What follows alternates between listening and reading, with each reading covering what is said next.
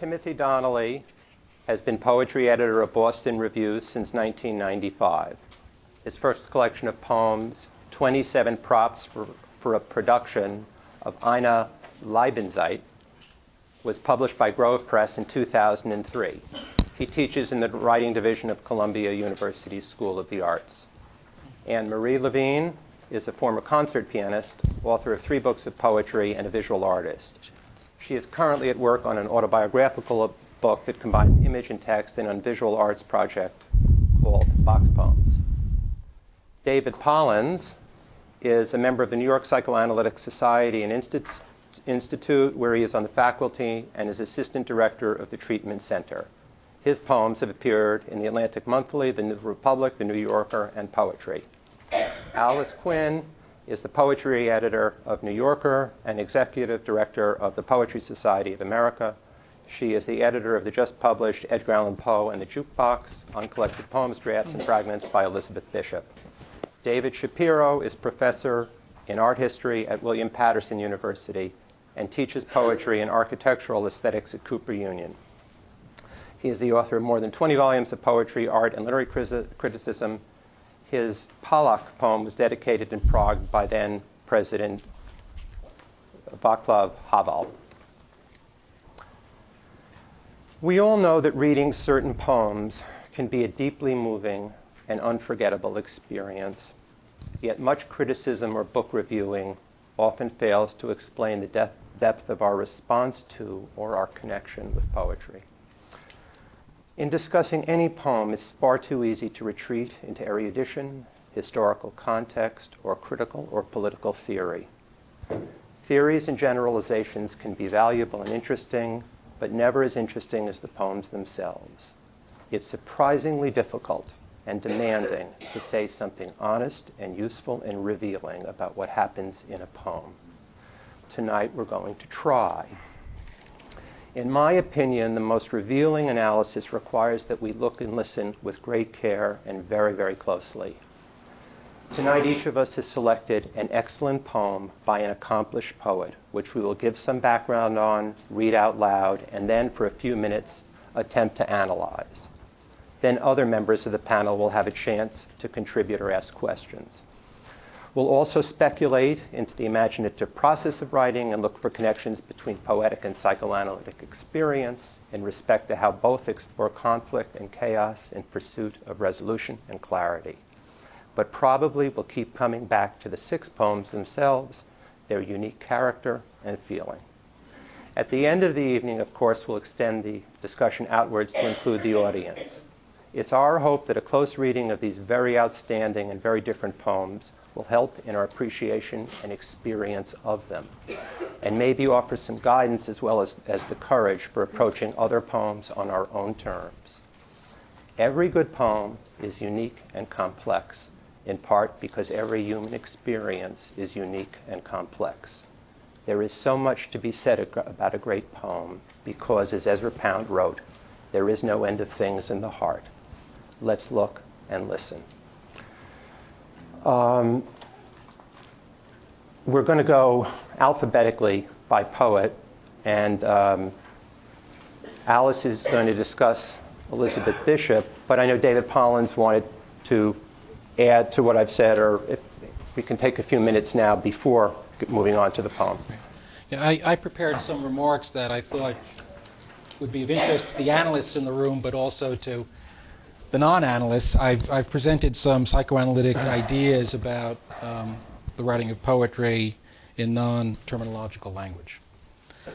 The act of composing a poem can be situated among a variety of experiences that can be seen as sharing in mental processes that are involved in poetic creation, among them singing, reverie, and dreaming. Poetry is also connected to speaking in its everyday sense and psychological significance. By psychological significance, I am referring to the role of rational thinking and the intention to communicate clearly and explicitly. The composing of poems involves a tension and interplay between these processes, which may be seen to occupy and fall between the highly rational and the less rational or irrational. While virtually every mental act reflects this tension and interplay, poetry, compared to most efforts at verbal communication, is situated in a relatively unique place along this continuum of interacting mental forces. I am saying nothing new when I suggest that much of what affords poetry its special qualities and power has to do with its relationship to and reliance on preconscious and unconscious processes. What I want to direct our attention to is what is going on in the poet's mind that leads to what happens in the poem he creates. I think that much of what affords a poem its sense of cohesion, of feeling profoundly communicative to the reader or listener in terms of meaning and emotion, has to do with the way the poem is organized by preconscious and unconscious, less rational forces. Certainly, the poet also consciously applies rational thought processes to what emerges as he is writing. These are often used, I believe, to enhance and refine the organizing effects that have occurred outside of consciousness.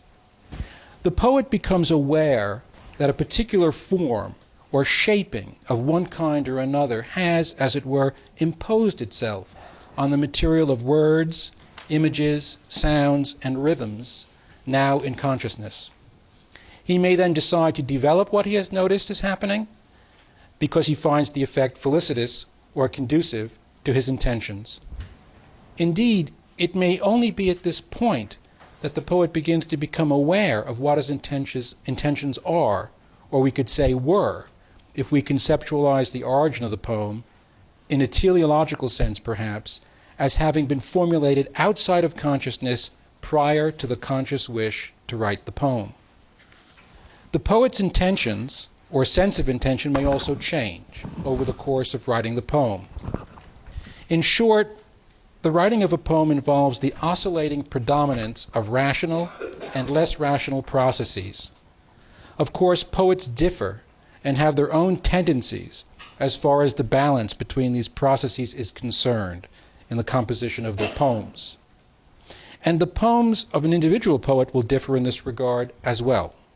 Indeed, every poem probably reflects its own unique balance of these forces, with some parts having involved more rational organization in their composition and others less. Some of the major aspects of poetry that are essential to its appeal and power have to do, I think, with the contribution of these less rational processes.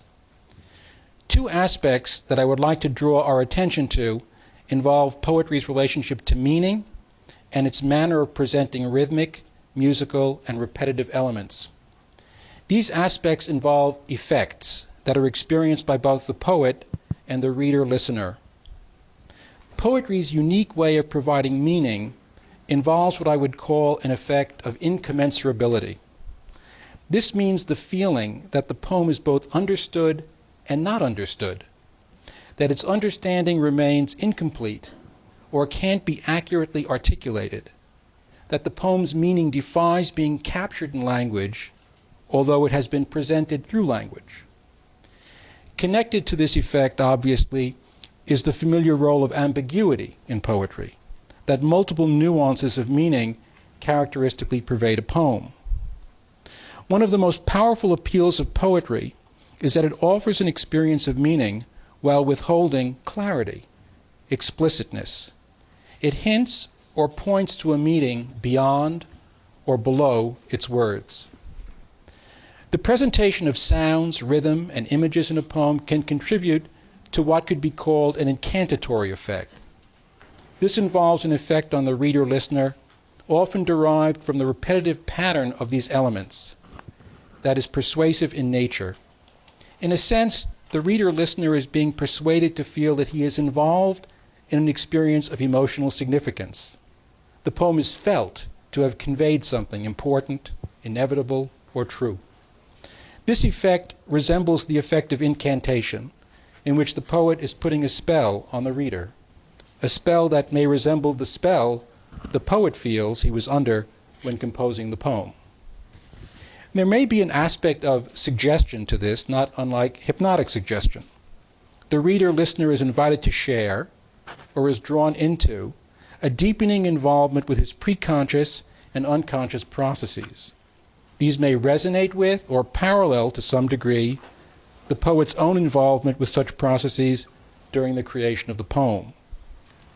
The temptation to replace the word write with the word compose, a word associated explicitly with musical creation, speaks to the roles that sound and rhythm play in this effect.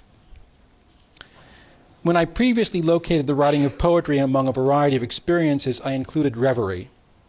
One connection between reverie and writing poetry involves an alteration in mental processes that includes a change in attention. There is a relative suspension of or diminution in attending to the outside world. Where the outside world is attended to, the perception of it is related to the inner world differently than in usual waking life. There is a suspension, diminution, or alteration in other aspects of typical reality orientation as well.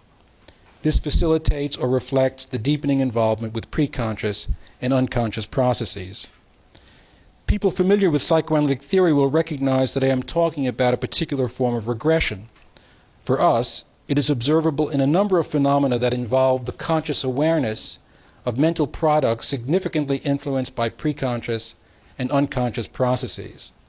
The phenomenon we are probably most familiar with in this regard is the phenomenon of dreaming. While writing poetry is not equivalent to dreaming, I think it may be useful to compare the two. A parallel between dream formation and poetic creation is suggested by the fact that some of the typical properties of poems resemble aspects of how we think conscious dream content is formed. I will identify some of these resemblances.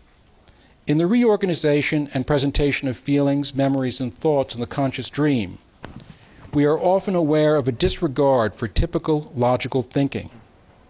For instance, the content of a conscious dream is often built up on the basis of similarities in sound or some other relatively arbitrary attribute, as if that similarity denotes an equivalence in meaning. For example, a dreamer is concerned in his sleep about something being stolen and has a dream about Batman's sidekick, Robin, owing to the sound association between Robin and the word robbing. This kind of associative process, which is characteristic of less rational thinking, pervades the creation of poems. It contributes to the effect of incommensurability by providing or suggesting a multiplicity of meanings, some of them at times antithetical in nature. I may mention here Freud's contention that the thought processes of the unconscious are not concerned about contradictions. That is the province of rational thought.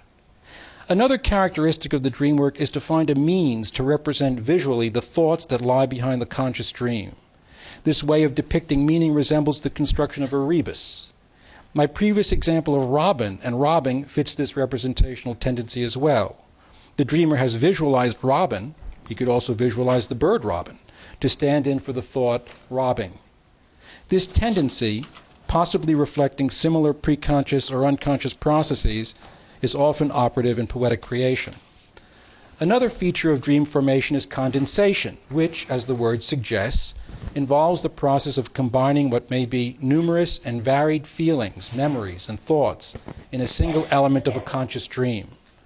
Associative processes that take place outside of consciousness serve to find or create an image that succinctly represents a complex swath of inner experience whose meanings may defy rational organization or full appreciation and consciousness.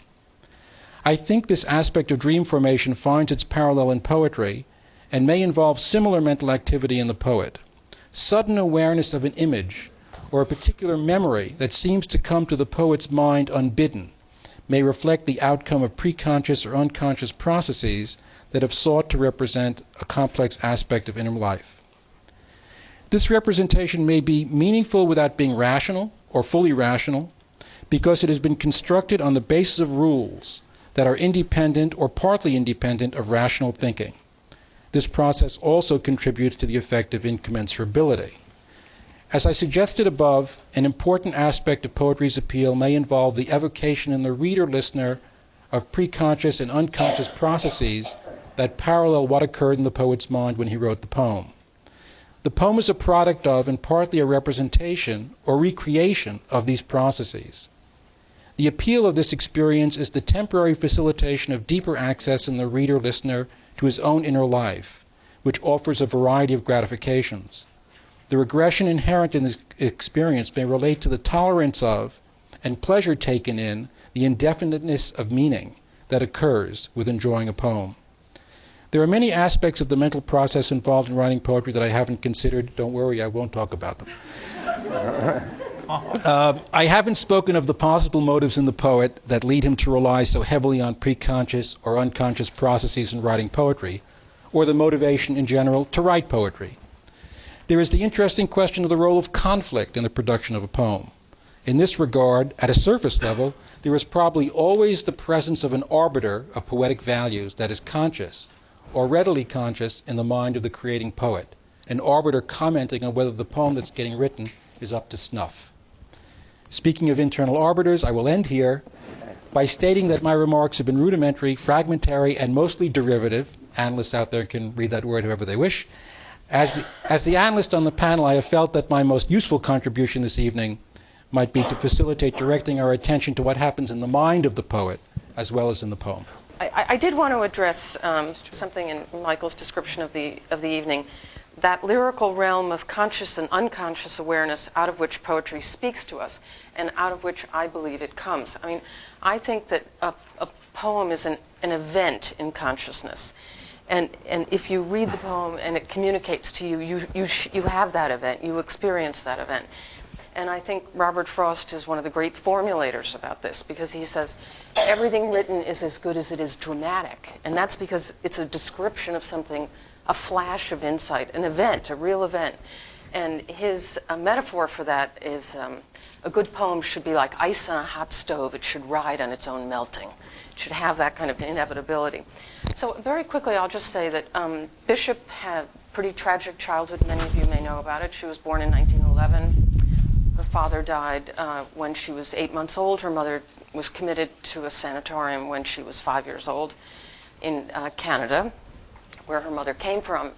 And in fact, when Anne Stevenson, a wonderful American poet who lives in England, did the first book on Bishop, 1963, Bishop wrote to her and said, "I suppose you could say I had a prize unhappy childhood, but please don't think I dote on it."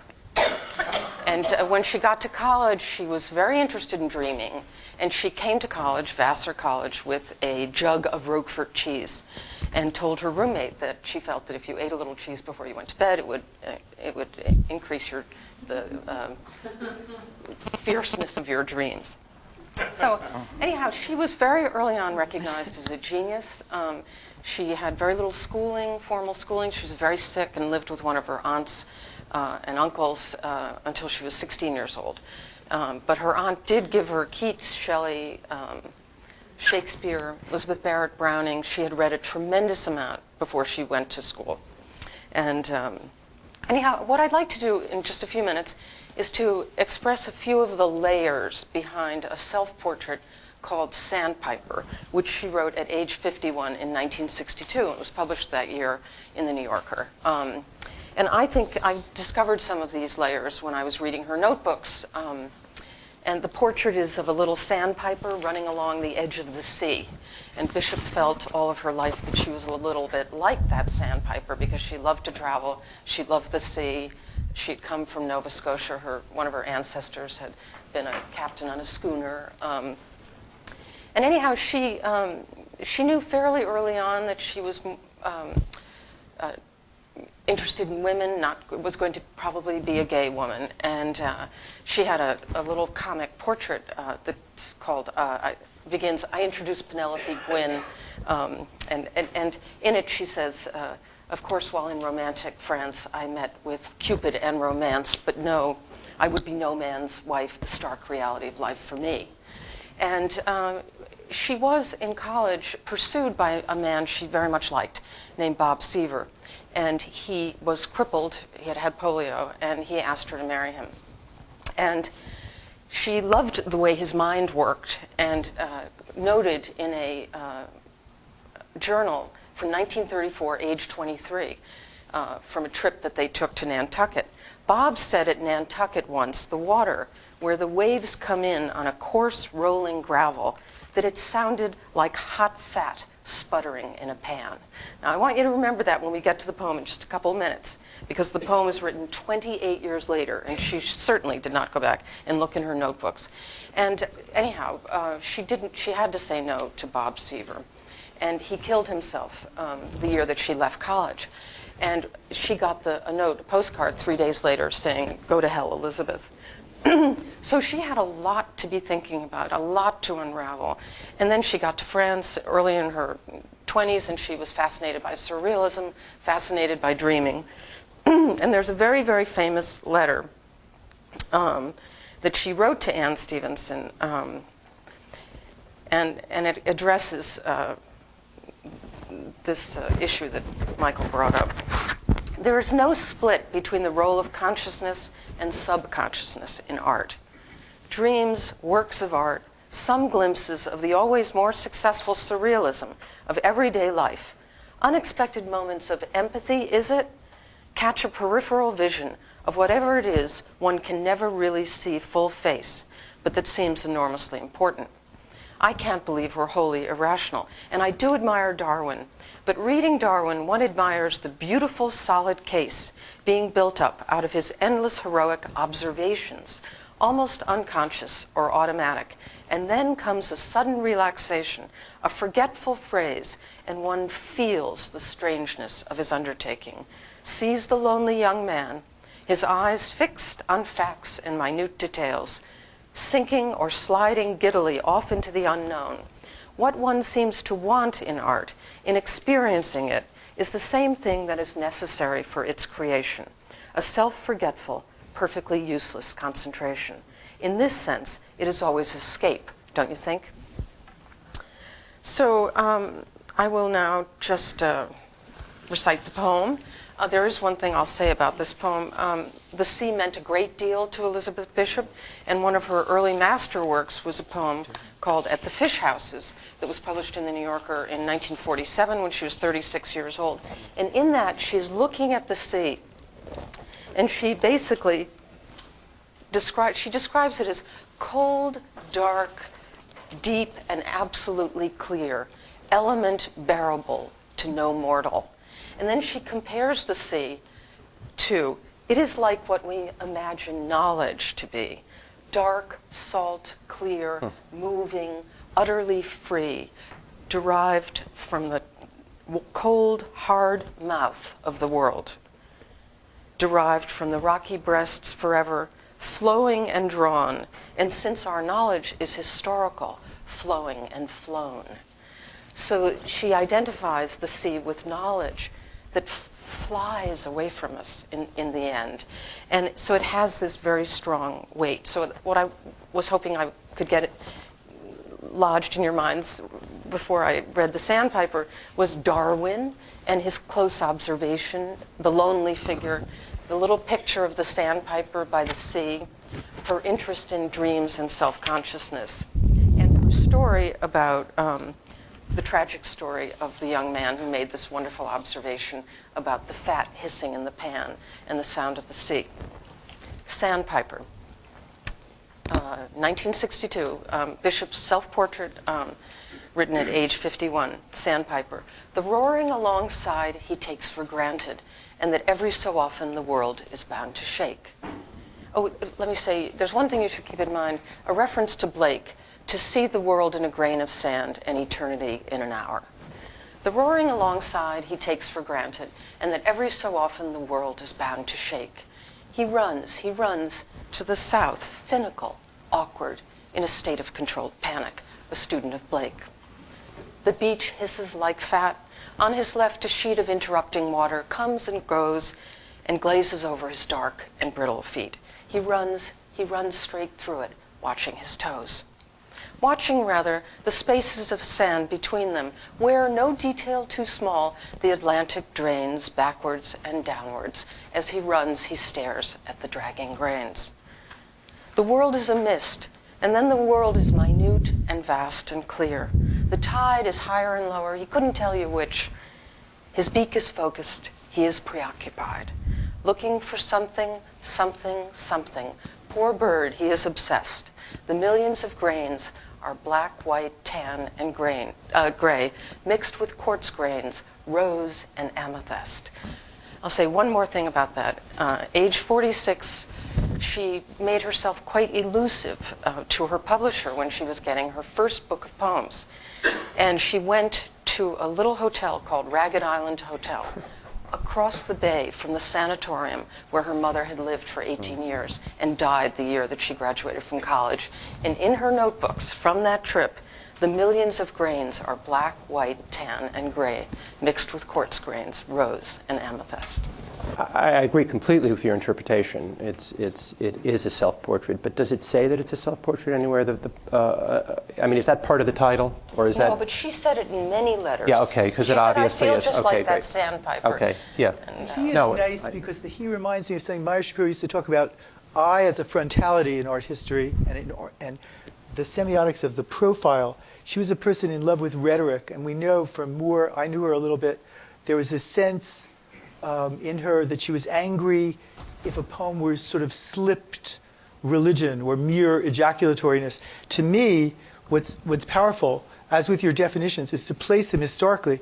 But here I also love the way she has both the micromolecular, this tiny dot that she's very concerned with, no beauty except in particulars, but then the world is a mist, is this tremendous power. So in this little lyric poem, you have a person doing what the great Northern Renaissance people liked, huge grottos, infinite distances, the big world, and the tiniest. Here she's more, and I want to say, not just a daydreamer, angry at my dreams about her, by the way, but very much an architect, a builder. Yes, and she once said in a typo to me, I always wanted to be a painting. She meant a painting. Oh, wow. I always wanted to be a painting. Well, you know, in her early notebooks, she says that she's only 23, and she says it's a question of using the poet's proper materials with which he's endowed by nature. She says intense physical response to everything, a sense of decoration and metaphor and everything, a real concentration on the material, but eaten out with acid, kept in order and made to perform, to serve a purpose, I suppose, spiritual. Yeah. The rhymes are extraordinary. That order so that much he's put pointing together. out was very important to her. Yeah. The rhyme is there, and it's more than rhyme, and it's amazing to me how much she can use a word like obsessed, and poor myself is what she's saying, poor bird. So she's used this reticence. I think Marion Moore, and she loves the sentence, you can be as clear as your natural reticence permits. Yeah. You must be as clear. Yeah. So to the analysts here who know patients who are reticent, that reticentia is one of the basic trope of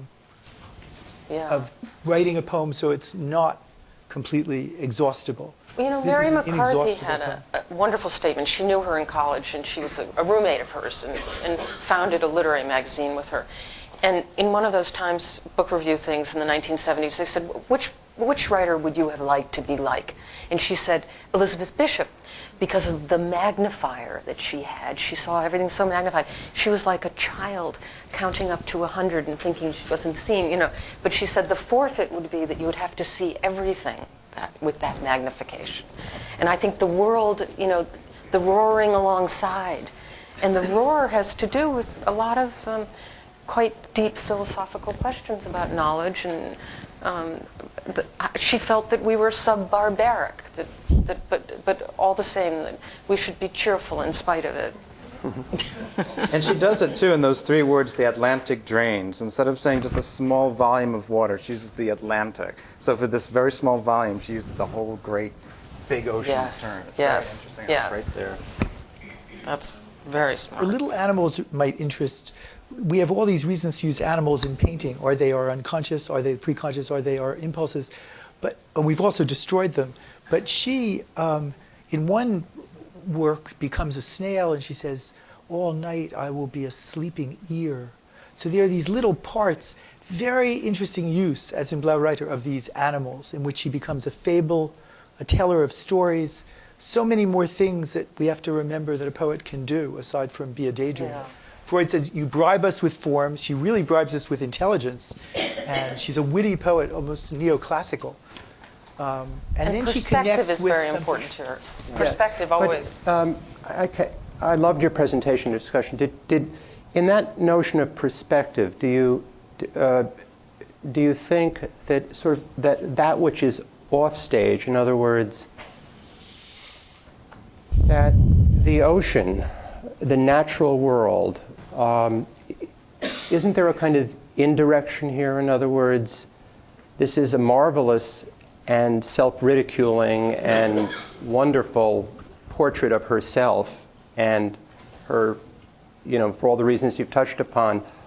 But it's juxtaposed to this sensuous, deep world of nature and of feeling and perhaps of sexuality. And it's sort of kept off to the side, as if she would have to be dragged or forced to. So as she goes about her little detailed and repetitious work, there's this roaring and crashing off to her side, of which she's aware is there, but doesn't seem to be within her. She doesn't seem to. Well, she was often criticized in her life for being a cool and reticent poet, and it's really sad to think that 2 years before she died, the New York Times Book Review, I learned this from a review of the new book, referred to her as a poet who never achieved greatness because she couldn't be shaken from her natural poise. So she had to suffer that junk all of her life. And part of it was all the banked fires underneath. And in this book of unfinished things, there are many frank erotic poems, and there's a lot of, she was very capable of writing a straightforward love poem. I think these colors are very sensuous. So when we talk about sensuality, instead of looking at it just as a student of mine once said, there should be more sex in your poems. I think there should be more sex in mathematics. But I mean, there's enough. Here there is the millions. I'd say the last two lines are a very good example of this sensuous woman mixed with quartz grains, rose and amethyst.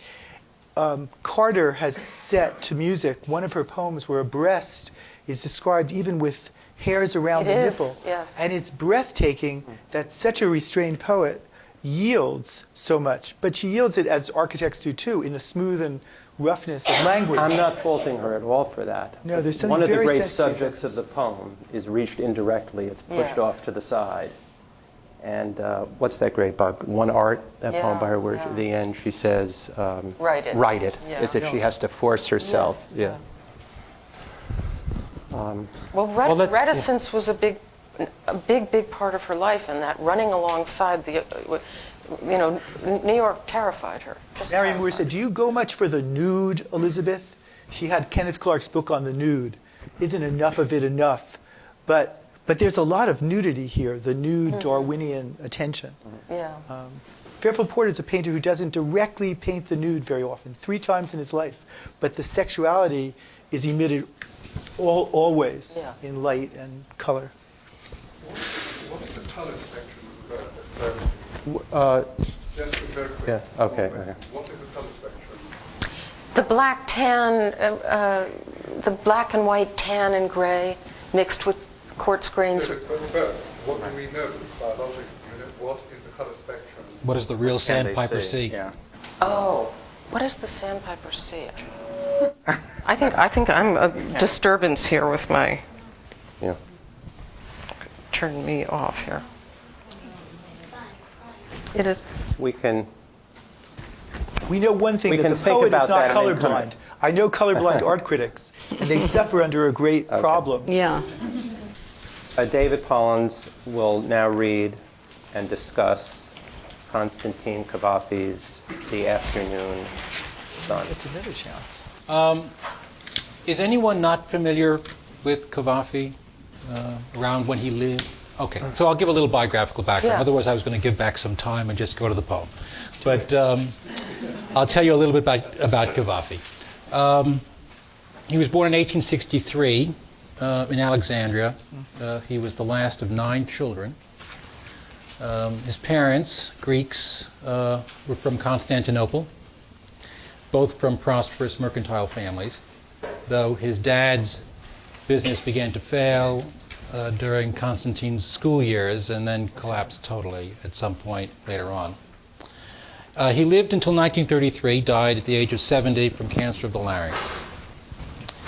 Cavafy's father died when he was 7. 2 years later, the family moved to England, where part of the extended family had business offices. And he lived there from the age of 9 to 16 with his family. He received a British citizenship before leaving England to return to Egypt. While he was there during his late school-age years and adolescent years, he became fluent in English, and his English background was very important to him. So he was 16 when they returned to Alexandria. The family then went to Constantinople for a few years when he was 19. That's where he wrote his first poems and apparently had his first homosexual relationship. Then at the age of 22, he returned to Alexandria and lived with his mother until she died in 1899 when he was 36. Lived with his married brothers for a while, and then at some point, I'm not sure when, lived by himself. When he was 29, he took a job as a clerk in the Civil Service, Ministry of Public Works, Department of Irrigation. Worked there for 30 years until he retired as assistant director. He also became a stockbroker and was admitted to the Egyptian Stock Exchange when he was 31, and apparently made large sums of money from time to time. He did not publish a book during his lifetime. He printed up these broadsheets that he distributed among his friends. And he developed quite a local celebrity status in Alexandria, and more remotely was known in Greece as well, but really didn't become known there until much later on. But he was at the center of a literary circle in Alexandria, or certainly a part of it. He was friendly with E.M. Forster for 20 years and met some important figures in the English literary world through him. He was popularized to some extent after his death by being presented as a character in the novels by Lawrence Durrell, Alexandria Quartet. The poem that I'm going to read was written in 1919, so he was 56. In a note by the editor, Savitas, he says that it's loosely rhymed and that the gender of the lover is ambiguous.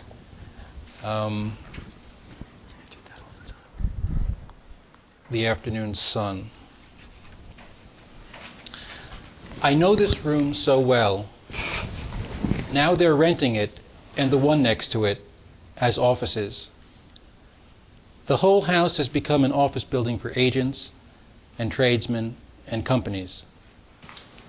This room, how familiar it is. The couch was here, near the door, a Turkish carpet in front of it. Close by, the shelf with 2 yellow vases. On the right, no, opposite, a wardrobe with a mirror. In the middle, the table where he wrote, and the 3 big wicker chairs. Beside the window, the bed where we made love so many times. They must still be around somewhere, those old things. Beside the window, the bed. The afternoon sun used to touch half of it. 4 o'clock in the afternoon, we separated for a week only. And then the week became forever. The poem is about longing. It takes us quietly through space, locates us in space and then time, in a process of trying to recapture the past and express the transience and permanence of experience. In the opening stanza, after, quote, establishing his familiarity with the room, Cavafy steps back and starts again at the level of generality and the external. The building in which the room exists has changed with time. What was familiar has become different, impersonal. It has become a place of business transactions rather than erotic and possibly loving ones. The poet then reestablishes, or more accurately restates, his familiarity with the room in a one-line stanza. This is a near repetition of the opening line of the poem. In its incantatory effect, It seems to serve as a charm to dispel the feeling of unfamiliarity, of past experience he is severed from. No, he seems to be saying, I am not alienated. I am familiar. The spell is also being put on the reader. In his effort to develop a sense of familiarity, Cavafy tries to reconstruct the room. His description moves from what is closest to where he is standing, step by step, to the other side of the room. He begins to fill the room up with remembered objects. It is a metaphor for locating the internal. In the fourth line of this third 8-line stanza, the poet demonstrates his struggle to remember precisely. On the right, no, opposite, a wardrobe with a mirror. This is a very modern touch. The kind of detail Elizabeth Bishop would include, reflecting the vagaries of memory and perception, of mental processes as they really occur. By the middle of the stanza, we are in the middle of the room. The word stanza means room. And here, for the first time, he has located his lover. He is in the middle of the room and in the middle of the stanza. Perhaps the mirror that Cavafy presented hesitantly at the end of the previous line is what finally allowed the lover to make his appearance. The mirror was the one object Cavafy had difficulty locating. Then the last 2 lines of the stanza, beside the window, the bed, where we made love so many times. That third stanza ends with the word times, and the poem shifts to the treatment of time. I assume in Greek this link is present as well. Referring to the objects he has been describing, though implying the lover as well, he says in a 1-line stanza, they must still be around somewhere, those old things. In the penultimate 2-line stanza, he provides us with a near repeat of the last 2 lines of stanza 3. Beside the window, the bed. But the second line is changed. The afternoon sun used to touch half of it. So the couple has been replaced by the sunlight, or the memory of sunlight. The sun is used to measure time. There is a possibly significant ambiguity here. It is virtually the only obvious ambiguity in the poem, which has otherwise been, superficially in a sense, about precision. What is the ambiguity? If the afternoon sun covers half the bed, did it cover half of both their bodies? And which half? Or did it cover only half the couple? Either way, they were already divided. Or perhaps they were so tightly locked in each other's arms, they only occupied half the bed, or did so, until they separated their bodies. Then one was in sunlight and one in shade. As the sunlight replaces the couple in the poem, it both connects the poet to the lover and signifies his absence. In the last stanza, time is delineated from the smallest, most precise unit to the infinite. 4 o'clock, an afternoon, a week, forever. I suspect, though I can't prove, that the principal organizing movements of the poem were not premeditated, conscious decisions, but probably occurred initially outside of consciousness. That Cavafy noticed the organized effects of moving from the external, general, to the specific. The use of repetition in the 2 instances serves to provide an incantatory power with the subtle substitution of sunlight for the lovers. I would suggest, too, that the poem's power stems from considerable condensation, especially in the central radiating image of sunlight on the bed. Numerous memories and sensations seem to be condensed there. The brightness of the poem also suggests the presence of intense emotion behind this condensation. From my experience, these kinds of deeply organizing effects in my own poems often start outside my conscious awareness, although then I may develop and enhance them once I've noticed them. I was really struck, first of all, it's a perfectly gorgeous poem.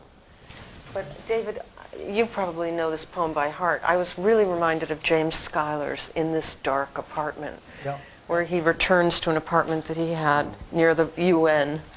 And it's the same delineation of the room. And A sudden, with a private embrace remembered, so that suddenly he said, aren't your wife and I enough? exactly. Aren't Which your is a wife and I- dazzlingly concrete moment. Cavafy has Exactly, all David. this reticence, and then Jimmy too. I once said to Kenneth Koch, do you ever have something so private you wouldn't publish it? He said, if it's beautiful, I publish it. I said, but in this case, I But it really also feel that shows an taboo. advance from Cavafy's period, because the person who said the object of the love is ambiguous. And I remember Bishop in her early notebook saying, the problem with trying to write about homosexuality is the pronouns. He took him in his arms and he.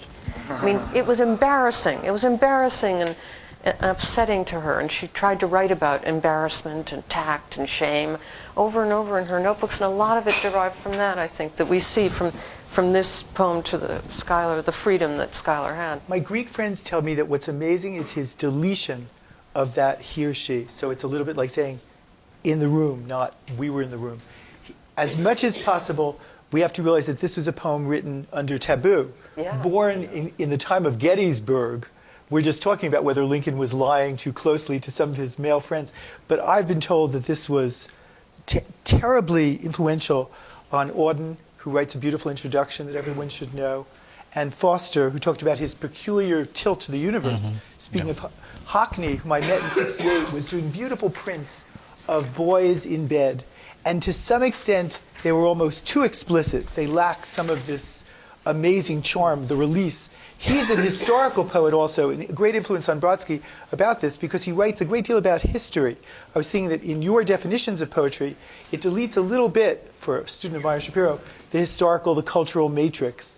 Not just minds, but particular minds at particular times. So he has a particular fate where sex was so difficult to talk about, and yet it becomes his major... That's true, but then in a poem like The Bandaged Shoulder, which is a remarkably erotic poem, and I assume that the gender is clear. There's also the poem about the boy who comes to the house to deliver the package, The Reflection in the Mirror, a wonderfully sensual poem. He often promotes ambiguity. That 10th ambiguity that Emerson talks about is mental contradiction. Yes, but in this poem, this is really, above all, a very tender love poem. I mean, whether it's homosexual or not, it's one person dearly loving another, and interestingly, and I say this because it's so common, that we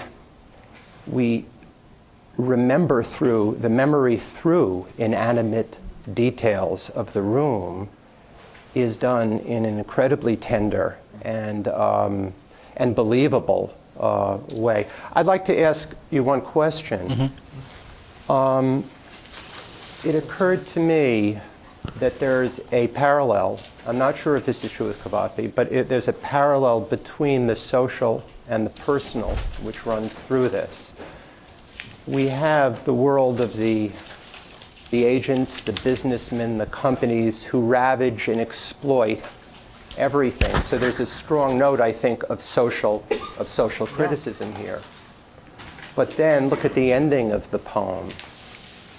Their commitment, their promise of forever was broken too. And I think Cavafy is showing some parallel that even these well-intended, artistic, one of them wrote, even these preservers of the old, these highly sensitive and caring people, they too, in this universe, they too broke promises. And for whatever reason, one betrayed the other, or something happened, or maybe it just didn't happen. And it's only the afternoon sun that remains. I think that's a very good point. He often writes about fleeting love, which is a prostituted love. As in Proust, there's often abjection and sadness and shame. So it's important to realize Auden jokes, don't say you'll love me forever. Will you love me next Thursday at 4 o'clock? Again and again, on my Cavafy. faithless arm. That's Right. Yeah. This is perhaps a boy who sold his love. In other words, this idea of saying renting, I think it's very important that we don't know. Who is the speaker? He sounds like a guy at a bar. We don't know if he's an educated or erudite. You know, we know that the other person writes and presumably maybe has an artistic... Well, that's why, in my interpretation Right. of the poem, I said possibly loving interaction. Yeah, Cavafy Because again and it's again not talks clear about to, not and so this is a loving. place where, Yeah. this is part of the power of the poem, that, it can generate a sense of conviction about a particular meaning. That's a good reading, Right. but my own reading would not lead me to feel that I know, Right. that this is about love. To me, it's about a longing, a wish to Let's use that word. to re-experience these things that he When you say what experienced. helps with a patient is to go and have 2 sessions. What's good with Elizabeth Bishop and that's why it's so wonderful that Alice put together work that people are almost loath to look at. But the truth is, as in archaeology, we do have these different strata. One thing that helps with Cavafy is we have 100 poems, not so many, but they're again and again and again about this forlorn breaking of promises through what is often a tabooed love or a mercantile exchange. And it becomes very obvious when you read 100 of his poems that he is, poor bird, obsessed by longing itself. And the poem has the same kind of beautiful transparency that Bishop's poems have. I mean, we can interpret it, but we really get it on the first reading. I mean, it's true, but that sunlight is almost blinding. In a way, to me, that there's something about that light in the middle of the poem which doesn't illuminate in a way. I mean, it's almost too bright. I mean, that's my experience of it. Very sexual. One of the things that I find interesting about the poems taken as a pair is that they're both very much interested in exactitude and precision, and it's very much at odds with what one might expect in a poem that's either a self-portrait or what we might want to call a love poem. You might think there'll be a histrionic kind of emotionality, but these poems are very much interested in being very exact in their visual descriptions. And what I like about both of them is that in their drive to be exact, they both have moments of self-correction, and they dramatize that. We have in Elizabeth Bishop run straight through it, watching his toes, watching, rather, the spaces of sand between them. And here we have in the Cavafy, on the right, no, opposite, a wardrobe with a mirror. There's sort of this impulse to correct one's own perceptions or one's memory of it. Well, it's very interesting. Well, and to leave it in the poem, which is part of the creative process sometimes, is that something comes to you from your unconscious, and you leave it there. You correct yourself or whatever, and there's a lot. I think there's a lot of that here. One would almost think he didn't know what he was going to write when he started. Right. I would feel. Think of Hopkins writing a poem at fever pitch, and in the midst of it, he says, "Fancy, come faster." Yeah. Some of my students, when you see that in a poem these days, they find it very put on. These moments of self-correction and leaving it in. I mean, this effort to sort of embody the thought process, to make a presentation of what it's like actually to be thinking. They find that very funny. But they forget when Matisse makes a line and then does something over. They forget.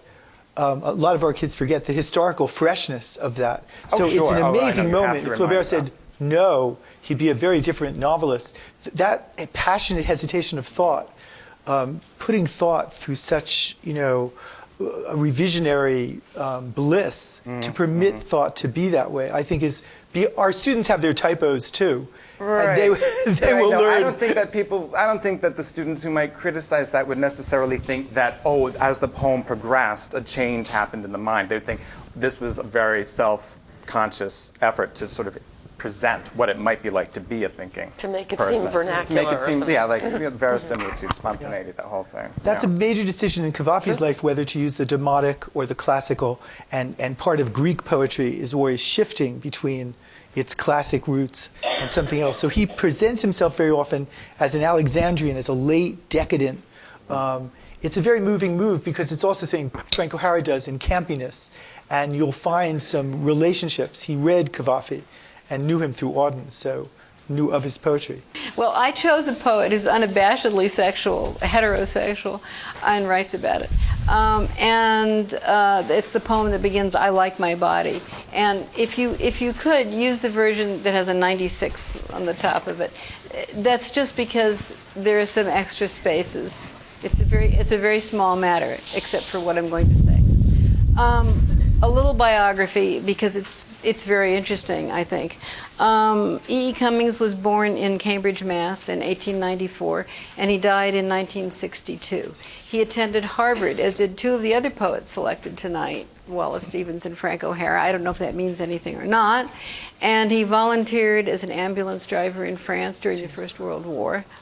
But as he was anti-war and wrote letters back home criticizing the conduct of the war, the nervous French censor had him arrested and sent in 1917 to a detention center for 3 months. His father got him out. I discovered this by reading one of his charming non-lectures, as they're called. But the prison camp experience became the basis of his first published book, The Enormous Room, 1922. Widely considered one of the best American books to come out of that war. It's written as a journal in an experimental prose style. Of course, it's also called a novel. After the war, he lived in New York and Greenwich Village and Connecticut, and he spent a lot of time in Paris.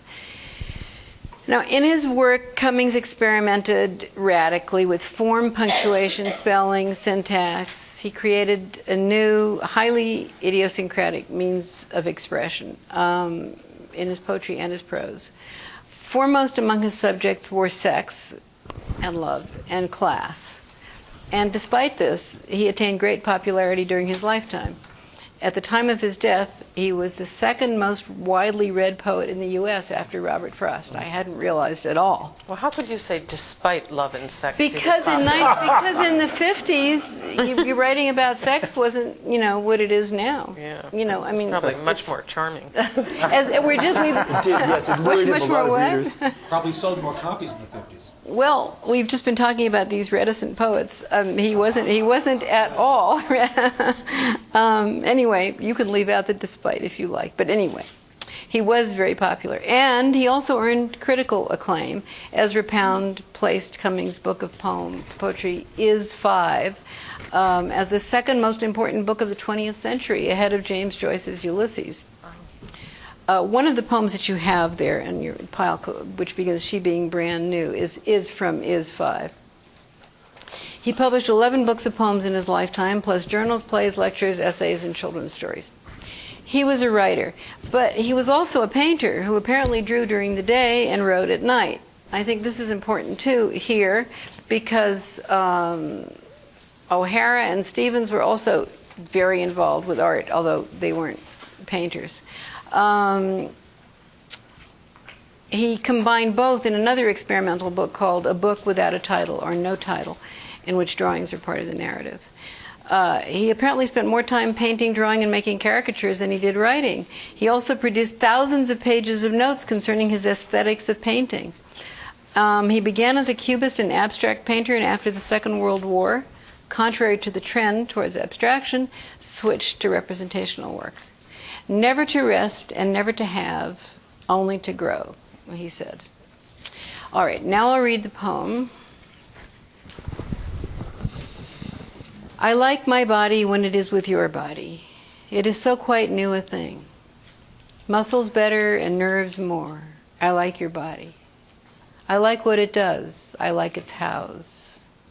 I like to feel the spine of your body and its bones and the trembling firm smoothness, and which I will again and again and again kiss.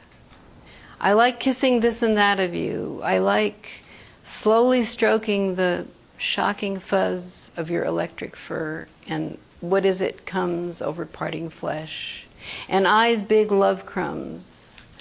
And possibly I like the thrill of under me, you so quite new. Since I'm going to talk about his punctuation and so on, this poem, you'll see how it relates.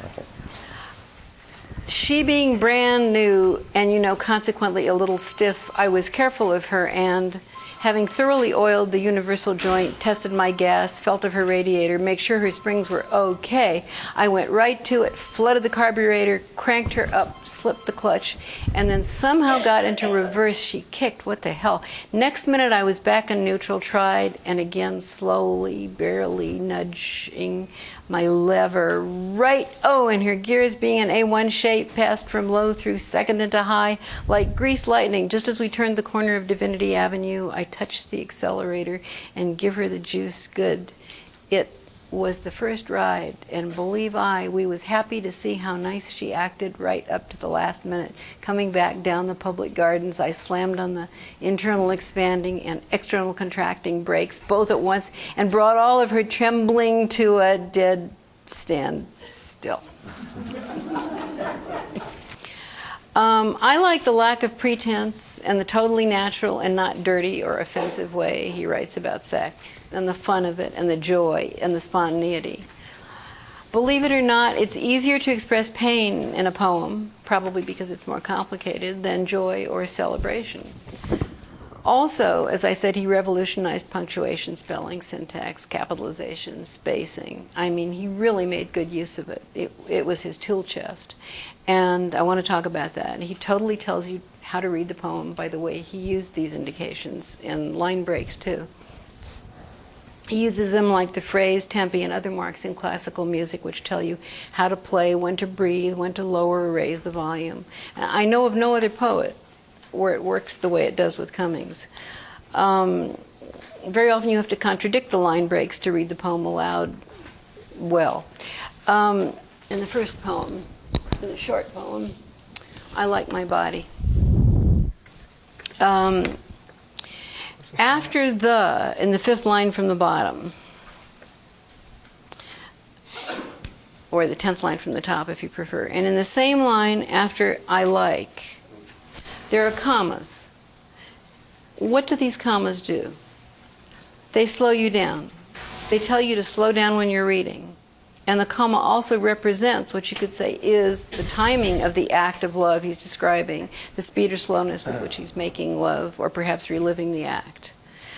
There's a space and a comma after kiss in the 9th line, which also tells you to stop and not stop perhaps at the same time, which reflects, you could say, what he was actually doing, the action.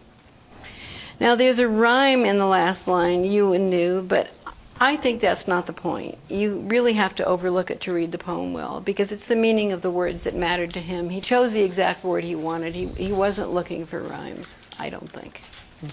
And the spaces around the last 2 lines, they tell you to wait, not to rush forward in your reading or your feeling, and they emphasize particularly that unforgettable last line of under me, you so quite new.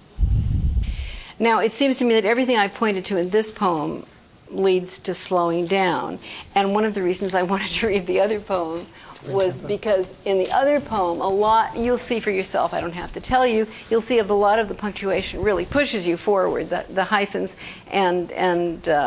well, you'll get it. I'm going to take up time showing you. It pushes you forward, it pulls you back, it pushes you forward, it pulls you back, and it's all in the punctuation, and it's really amazing.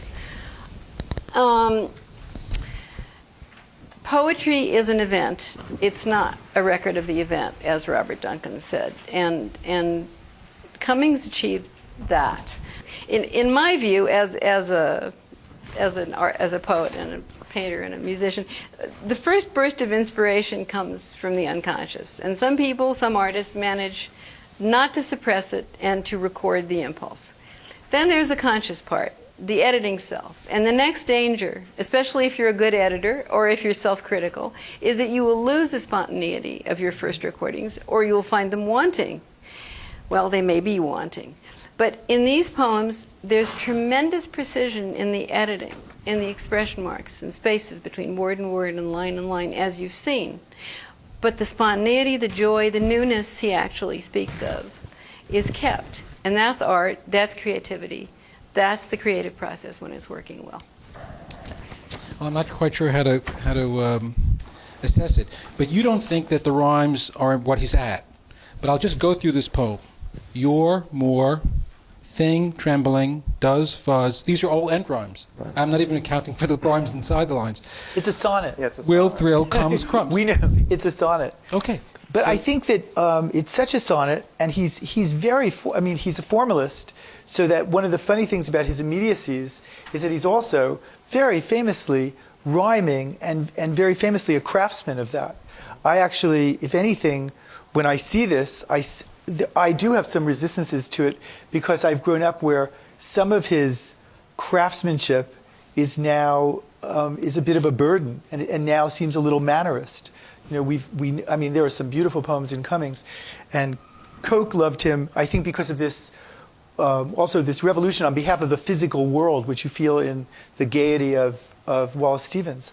But what I find, compared to our reticent poets, is that he is a bit, speaking as a man, and actually sexuality is such a difficult thing to say, but Meyer Shapiro used to talk about the internality of the body, and I think that there was a lot of sensuality in all the poems that we've read, and particularly this internal body, which is so extraordinary in Picasso, is different. Here there's an announcement of the body, and maybe, so in certain ways, to me, it's almost too explicit.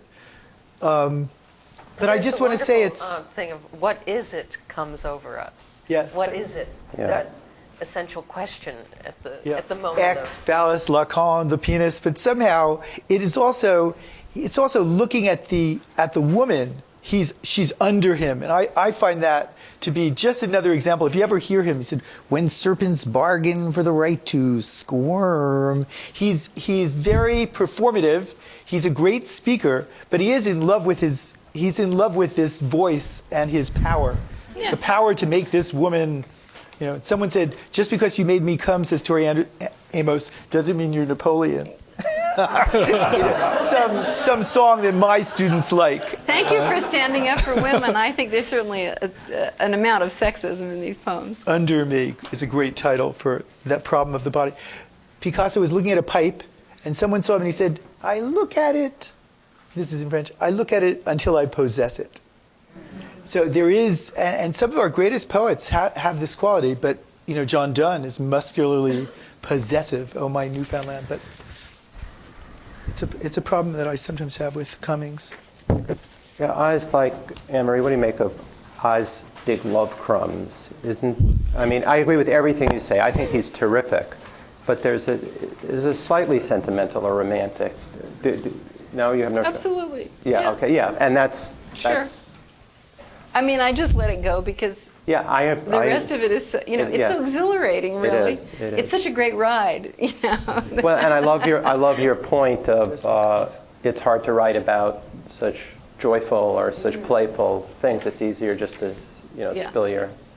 He's a master of that. To have the courage to sing happiness allies him with Kenneth Koch, who felt that celebrating happiness was so much more important than being falsely pious. And that's a destabilizing aspect. This helps us all make love later.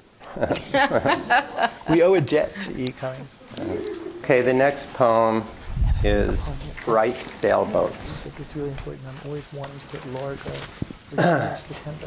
Vicente Andrés Estellés, 1924 to 1993, was one of Catalonia's and Spain's greatest modern poets. He wrote in Catalan, a language widely spoken in northeastern Spain. It is a surprisingly popular language and today ranks something like 20th out of Europe's 50-odd languages in terms of the number of people who speak it. But after Franco's victory in the Spanish Civil War, it was forbidden to speak Catalan outside of the home. And so Estellés wrote in a banned language and is unknown here in part due to the inaccessibility of his work to interested translators and publishers. I myself came upon him about 15 years ago through the work of the pioneering Catalan translator, David Rosenthal.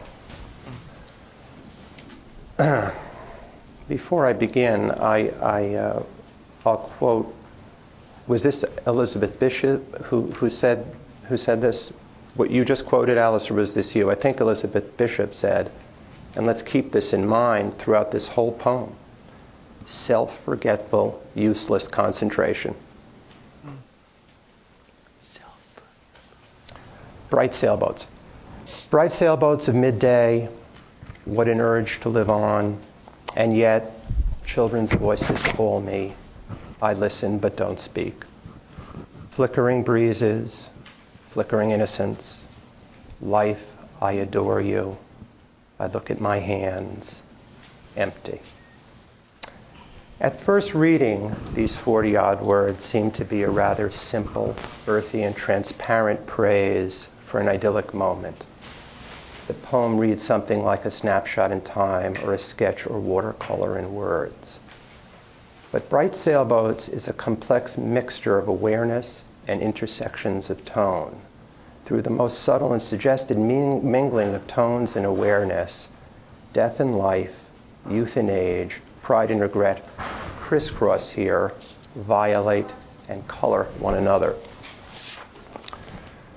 The first line opens with a kind of mega or proto-image, almost outside of or beyond all other images, repeating the poem's title for emphasis. Boats on the sea in the distance brightened by the sun. Lyrically, its tone is one of exuberance and wonder. The second line of midday combines the raw energy of morning with the fullness of afternoon. But of midday introduces an awareness of time into the poem and counters the joy of its opening. Lyrically, of midday is deliberately ambiguous. It both reinforces the depth and fullness of the scene, but also sounds like midlife or midway. SDS subtly establishes morning and afternoon, the apex, and the fall, youth and age. The next two lines also balance this complex awareness of transcendent stasis against the movement of time. What an urge to live on. The physical layout of the lines themselves seem to echo the poem's concerns with stillness and movement. Like the conflicting thoughts, the line holds and then moves and then holds. It's sort of a balancing, something bright, something dark. The speaker here in the opening may well be acknowledging a depressed or even suicidal state of not wanting to live on, that this proto-image has shaken him out of. Maybe he didn't want to live on, but now, after looking at Bright Sailboats, does. The urge to live on might imply that the scene has boosted his morale. But even if read on this literal level, there is a tragic tone. The initial image is uplifting, but inherently ephemeral, impossible to sustain. And I think there is another awareness hinted at here in these very opening lines, an urge to live on forever, an urge which obviously can't be fulfilled, only sublimated. On some level, the speaker is thinking about living on through the depiction of the ephemeral in art. If so, he's almost interrupted by another calling. And yet children's voices call me. I listen, but don't speak. These children's voices fail to interrupt the speaker's meditation. He himself doesn't speak because the sound of his own authoritative voice might do the same. But is there this suggestion that he doesn't need to speak because the children aren't his responsibility? Is it far-fetched or reading too much into the poem to say that during his life, the speaker placed a limit on his involvement with children? That maybe he didn't have children of his own? Flickering breezes, flickering innocence. To me, these are the poem's most moving lines, in which, if the speaker hasn't exactly stopped time and movement, he has at least slowed them down. It's a kind of heightened awareness, and for which one quiet flickering moment, he can lose himself in the present. But SDS allows two tones to flourish, an appreciation of the flickering scene, along with the awareness that it can't last. In this poem, as in life, one shaded awareness runs alongside of or quickly replaces another. Also flickering breezes is such an interesting image. Breezes don't exactly flicker, but what they touch does. For instance, a piece of paper would flicker in a midday breeze. This poem would flicker. Life, I adore you. I think that volatile awareness is present even in this simple affirmation of existence. And the poem's powerful and complex closing lines stress the speaker's ambivalence, feeling two different ways about the same thing, the same image. I look at my hands, empty. There is a note of remorse, the realization that his hands are getting older, that in spite of the urge, we don't live on. The hands are empty because the speaker didn't have children of his own, or maybe didn't do conventional work and didn't earn much money. He feels disappointed that he didn't have more to show. But there is a simultaneous note of pride. He loved and appreciated what mattered, lived simply, and didn't clutter up his life with material possessions. Maybe he cherished his freedom and the time it gave him to write. I think the poem ends on a strong and affirmative image, which is how it began. It began with one clear, tangible image, bright sailboats, and ends, bright sailboats are obviously in the sun, and his hands are presumably in the sun. The poem's title, Bright Sailboats, interests me. A boat is an artifice, as is a poem. Maybe Estéas gave the poem a title that signified poetry's importance to him. He knew there was something special and unique in the nature of his response to the physical world. Bright Sailboats is the history or record of a very brief moment. The speaker looks at sailboats, he hears children's voices, and finally looks at his own hands. I think Estéas loved solitude and had a favorite spot where he could look out at sailboats and the sun on the sea. He often went there to write or to think about the role writing had played in his life. One day, he may well have been sitting with his pen and paper. He wanted to capture what he felt at that moment. He wrote a poem filled with subtle and conflicting shades and tones as color and colors, as well as the energy and beauty of that place and time. It may have well been an ephemeral flickering moment, but here we are 20 years later, reading and talking about it. Good. Thank you. Great. Thank you. Good. Self-forgetful, useless concentration. She says what we experience in art is what's required to make it. That kind of concentration. Exactly.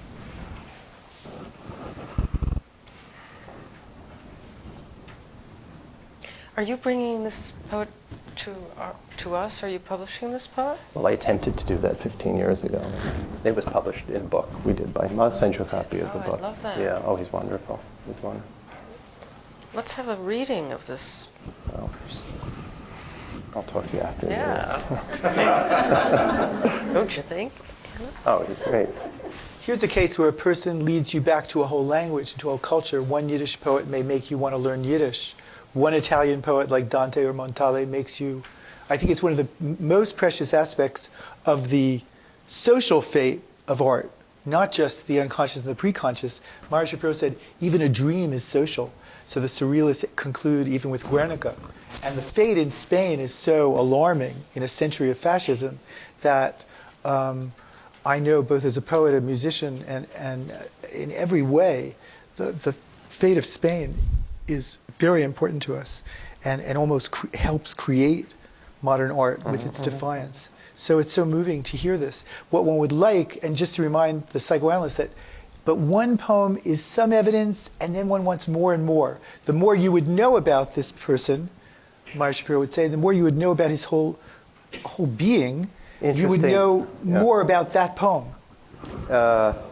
Strangely enough, we can't know too much. Meyer said, when you use your mind, you don't use it up.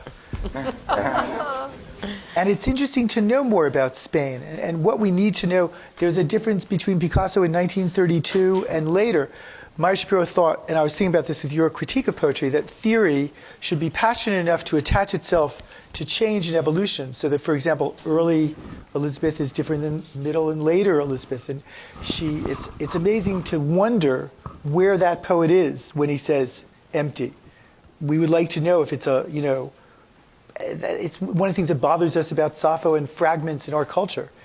And I just say, a great poet, we want to read all of him. You know so much more about Cummings because you've read all these books, the enormous, we can place him. Well, let this be a start, to that process. Is there a book on sale here? No, Oh, I don't want my to get there. No. He's so avant-garde. He did it. I never thought of myself like that. Thank you. No, it's... To me, it's a reminder. We love to say that the poem is everything. We're formalists and we look. Just be innocent. We could look at that picture and be innocent, but we're not really innocent. We bring a lot of things to this. And so it's amazing how much we need to know to be analysts. I was thinking that to be a poet, you need one kind of endlessness. A great critic is so rare that it's as rare as being, when you see Sholem talking about Benjamin, you just go crazy with the rarity of the great critic. Because there's the poet. But the other thing, it's true, everything you're saying, and it would broaden and enrich, and the more we know will only help biographically, culturally, politically, et cetera, et cetera. But the other thing is, a poem can stand by itself, and we have to learn how to read them. Yes. Yeah. And you may love that idea, but just notice that it can leave you in terrible ways if your patient came and you only said, as Lacan said, in 10 minutes, get out. You might not stretch empathy enough to really know the bumps and grinds and the crazy aspects of when, where, and how something is happening. There's family therapy too, and mass therapy. I mean, the T.S. Eliot, you have to have a personality in order to extinguish it. Yes, it's very useful to know the difference between T.S. Eliot at 17 after the First World War. What does it mean to say some of the things that he says? He himself hates Milton early on, then says how wonderful Milton is. You better know Eliot or you'll be saying he hates and loves Milton, like a Catullus.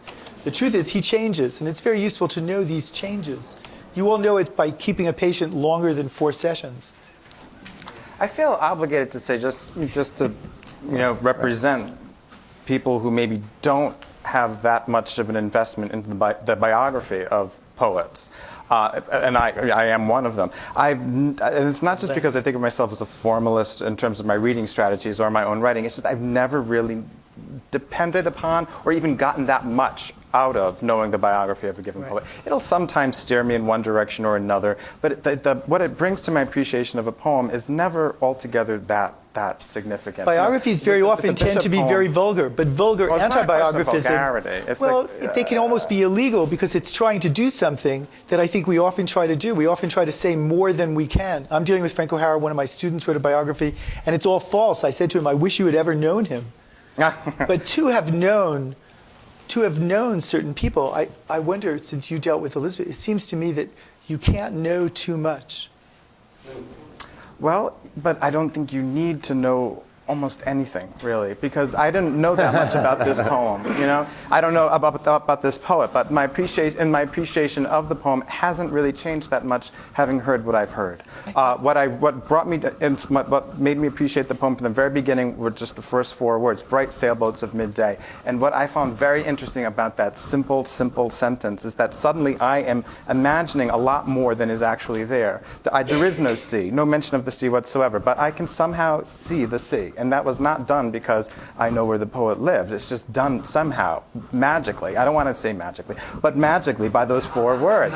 And I can somehow, midday is bringing me the bright light on those sails, not because it's ever explicitly put there in front of me, but I'm sort of unpacking that. I'm bringing that with my own set of experiences or my own understanding of what it might be to see them at the distance. I somehow even see trees there, and I wonder if anyone else does. I mean, I think we as readers do, of course, as you said, bring a lot to the reading of a poem. And I think those poems that really give us the most rich reading experiences are those that don't really need us to know that there was this character in Elizabeth Bishop's life who said this to her about the fat. I mean, that's wonderful that it stayed with her. I never knew that, and I've had that poem by heart for 25 years. It was in a radio interview. Now, the guy said to me, in one of your footnotes, that comes from there. And I never, in the footnotes, I hate bossy, pedantic footnotes. And I never said, note this and note this. But I love the fact that this radio interviewer said that the beach hisses like fat all those years later from that moment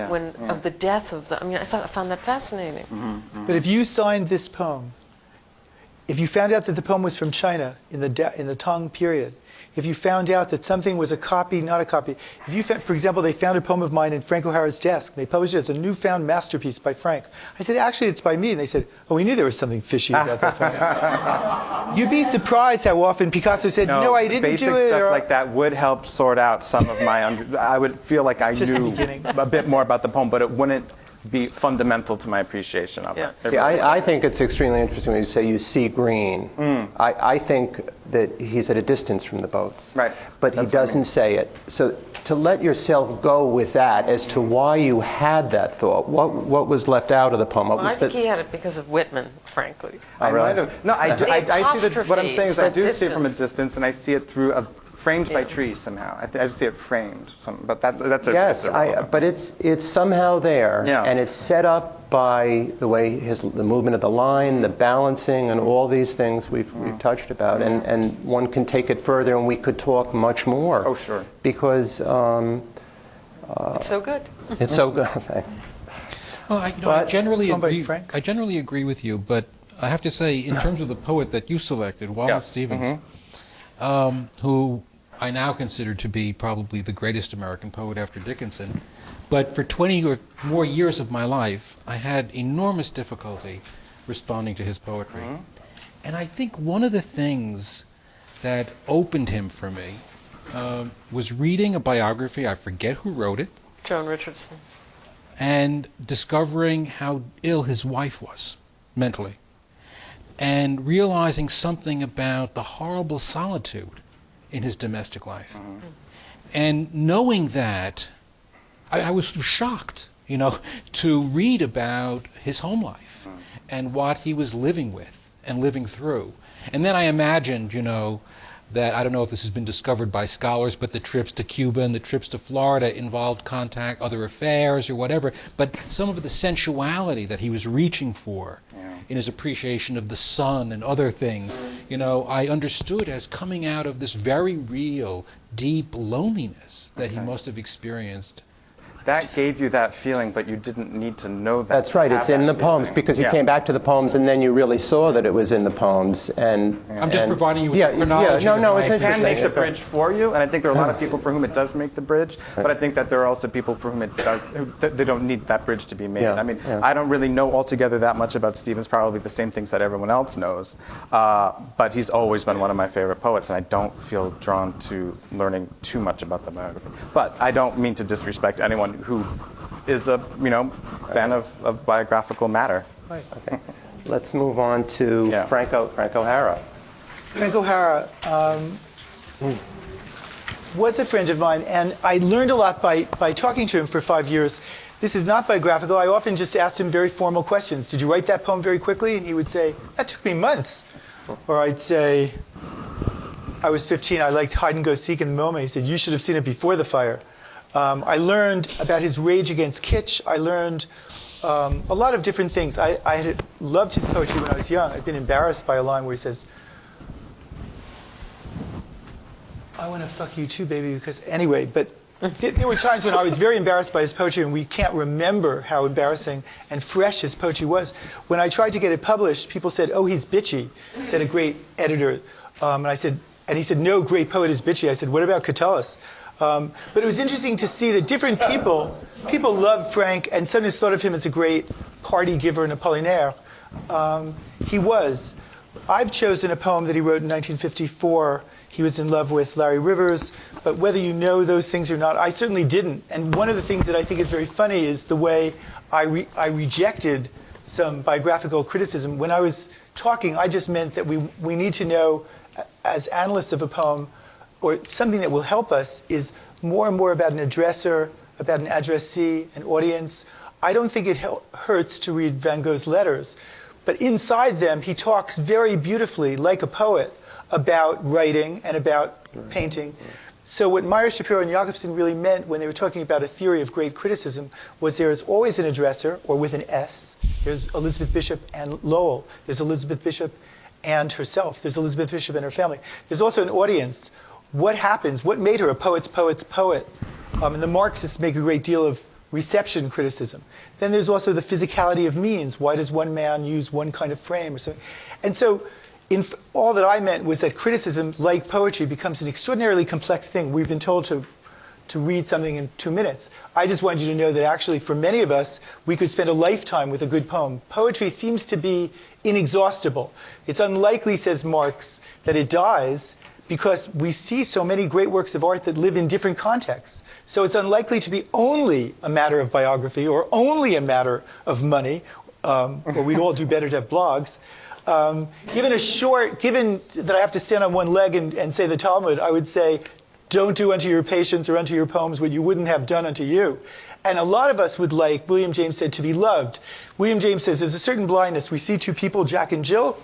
They seem ridiculous, but they love each other. They seem to find a lot about each other in themselves. Who knows more about them? The person who loves E. Cummings or the person who doesn't? Who loves more? And so we're just talking about criticism, I think, being as specific as love and the kind of empathy that you all know as doctors. To be a good doctor, to be a good critic is almost rarer than anything. So this is what I would call the tactfulness of the great critics. And of course, it's just terrible, the terrible things that can be done to a poem. So I'll just read you this poem that I've loved ever since I've been a child. And I love all of his poems. They said to me, what is the best poem that Frank O'Hara has ever written? I said, his collected poems. And one of my friends in Australia said he saw him, he was dead, but he was still writing. What a man. He was in heaven, he was still producing. So Frank O'Hara produced this. We know some things about him. For example, we know that he was in the Navy for 2 years, and this has a lot of boat imagery, and it may help you. I was going to bring you a little thing. I've written books on him with painters, and he died terribly in an accident. So often his poetry is reread retrospectively as the story of a masochist who is going to die. I read yesterday John Wiener saying they were leaping about boats in Boston talking about suicide. Well, so just as you know how tender you have to be about definitions, it's easy to say of Frank that he was the man who was going to be killed on the beach. It's also possible that it was an accident. You may be Freudian enough to say there are no accidents. But at any rate, here's a great poem that I think is an answer to those who wonder. I never understood his death because I didn't know there were cars on Fire Island. Yes, there was a terrible beach buggy that was later taken away. And we can talk about that. But the main thing to talk about here is, do you use it? Biography. Like Pollock, are you going to say, one of his great themes was that life was more important than the end. He said, first Bunny died, a friend. Then John Latouche, then Jackson Pollock. But is the earth as full as life was full of them? So we've been talking about whether Philip Roth only sees the life and death of a male body. Frank saw a friend, another person that he did know, a hero. But he then says this amazing question, but is the earth as full as life was full of them? He was a necrophiliac, though he has a poem on necrophilia that goes, well, it's good that someone likes them. And then he says, and we so seldom look on love that it seems highness. I thought of all these poets, remember that Frank O'Hara knew these other poets, not the Catalan, though he loved Spain and did a first great exhibit of Spanish painting as early as 1959. Mm-hmm. Here he is in 1954, and he's painted by Larry Rivers, painted by Fairfield Porter, and by many others.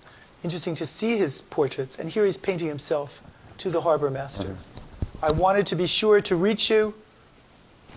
Though my ship was on the way, it got caught in some moorings. I am always tying up and then deciding to depart. In storms and at sunset, with the metallic coils of the tide around my fathomless arms, I am unable to understand the forms of my vanity, or I'm hard to lee with my Polish rudder in my hand and the sun sinking. To you I offer my hull and the tattered cordage of my will. The terrible channels where the wind drives me against the brown lips of the reeds are not all behind me. Yet I trust the sanity of my vessel, and if it sinks, it may well be an answer to the reasoning of the eternal voices, the waves which have kept me from reaching you. If you know other poems by Frank O'Hara, they're very different. He writes early on poems that are very Lorca-esque. He writes poems that are very Rimbaud-esque. This is a moment inside his work. And later, he does a lot of other things. He changes tempi. He's one of those great poets who likes to appropriate different textures inside a single poem. He's a great original and inventor. Used to be that some of his critics, who will be nameless, said he was just a photographer. He just took snapshots. I purposely showed you, therefore, an element in him which is very intertwined and muscular. I thought today that it is this essentially great part of him, which is he was a person who liked to get along with people. When he had to write a manifesto, he called it personism. He talked about being able to telephone. He's been a terrible influence on thousands of poets who think that all you have to say is, it's 4 o'clock, I got to get some toilet paper, hello, goodbye. A tremendous number. You just can't believe. He was famous, though, for being able to write at any given moment. So he was important for this energy. But you can't hold all his bad poets against him. He's also been influential in many other people's lives. One of the things that I liked was that this was an example of the I being used frontally. Yeah. He felt that in the Navy he had learned that he better be there. And when John Ashbery met him, he said, well, we all know that Poulenc's Les Sécheresses is better than Tristan. John Ashbery said, we knew he was kidding, but he was also saying something's more serious than seriousness. This is a very serious poem, but it's interestingly done with this I and you, and the I becomes a ship, which is amazing to me. Very, one might say very Gongora. It's a very dark poem. Fathomless, I looked up today in the OED, fathom means this, 6 feet, he would know it, but fathomless also means uncomprehending or incomprehensible. So it's an amazing way to talk about the arms. It's a man who liked de Kooning already. He had figurative artists as friends in de Kooning, and it's nice to see, I have always taught him, as he was, when I met him, an assistant curator of the Museum of Modern Art. But here we have, it's very moving, the tattered cordage. I was thinking, this is a boy who's been in the Navy, and cordage is one of those words that maybe wouldn't leap to your mind without that, but it's a wonderful word. I also find this rhyming that we were talking about, this is like a sonnet. I want to reach you, yeah. I can't reach you. And he even talked about, in a night with him, Patsy Southgate said they recited Shakespeare's sonnets by heart to each other. And Bendler used to say one sonnet of Shakespeare is like a little therapeutic session. I urge you to make every session as good as that, but it's maybe an ideal of what the psychoanalytic session should be. I've been in psychoanalysis for 40 years. It doesn't seem to help me, but no, it has helped. I'm much happier.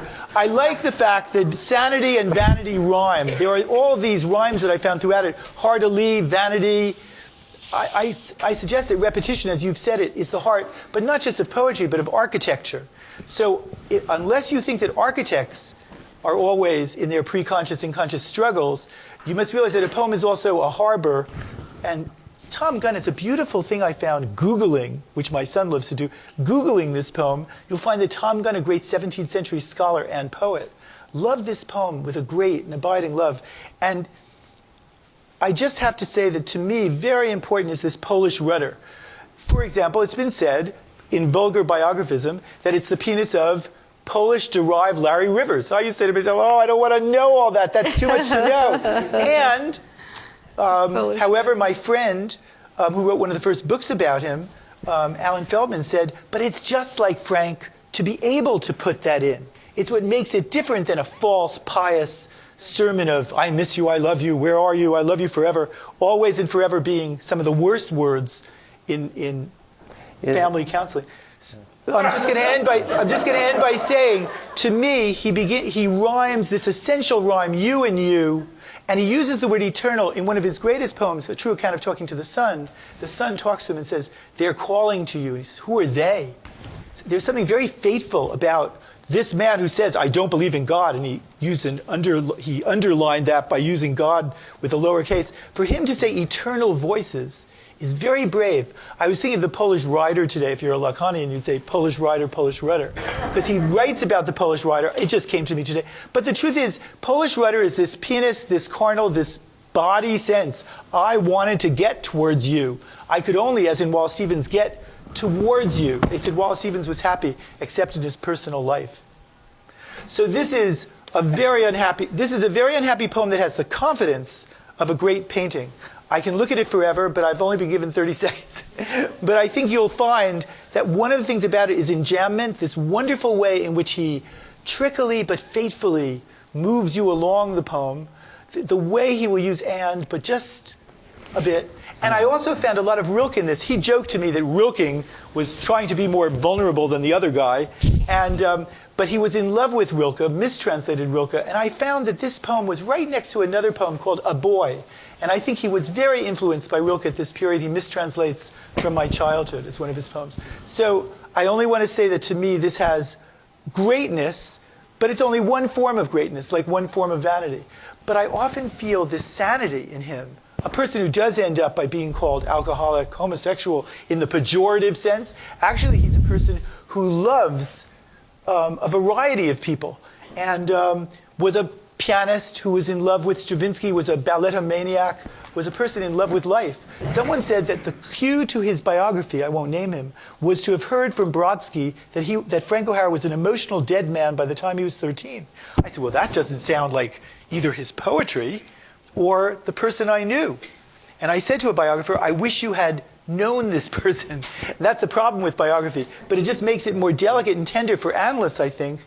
A person comes and speaks. So here to me is the speech of Frank O'Hara. The language school likes to say, poetry is not spoken. I agree that the first line is a partner of the last line.